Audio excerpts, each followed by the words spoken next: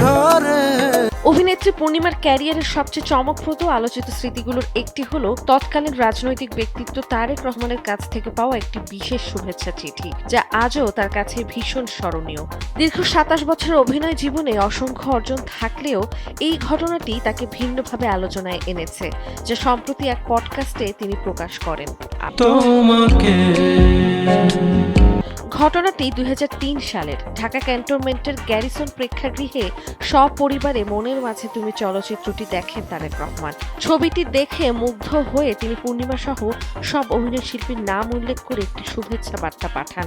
সেখানে তিনি এমন মানসম্মত সিনেমা নিয়মিত নির্মাণের আহ্বান জানান এবং চলচ্চিত্রের ধারাবাহিকতা বজায় রাখার প্রত্যাশা ব্যক্ত করেন।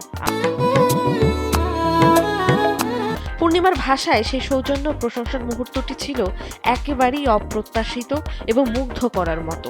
তিনি জানান, তখন সামাজিক যোগাযোগ মাধ্যম না থাকায় বিষয়টি খুব বেশি সামনে আসেনি। পরে তার মা পরিচিত সাংবাদিকদের মাধ্যমে সেই চিঠিটি সবাইকে দেখান, যা পরিবারে আনন্দের স্মৃতি হয়ে থাকে। রুমান রশিদ খানের সঞ্চালনায় behind the fame with RRK পডকাস্টে পূর্ণিমা আরও জানান, রায়হান রাফির দহন ও প্রেসার কুকার ছবিতে কাজের প্রস্তাব পেয়েছিলেন তিনি, এমনকি দহনে চুক্তিবদ্ধ হয়েছিলেন। পাশাপাশি তার প্রথম চলচ্চিত্র এই জীবন তোমার আমার নিয়েও রয়েছে নাটকীয় পেছনের গল্প, যেখানে তিনি ছিলেন না পরিচালকের প্রথম পছন্দ। সব মিলিয়ে তার দীর্ঘ ক্যারিয়ারের এই অজানা অধ্যায়গুলোই আবারও তাকে নতুন করে আলোচনায় এনেছে, যা তার ভক্তদের কাছে তাকে আরও বেশি প্রিয় ও রহস্যময় করে তোলে।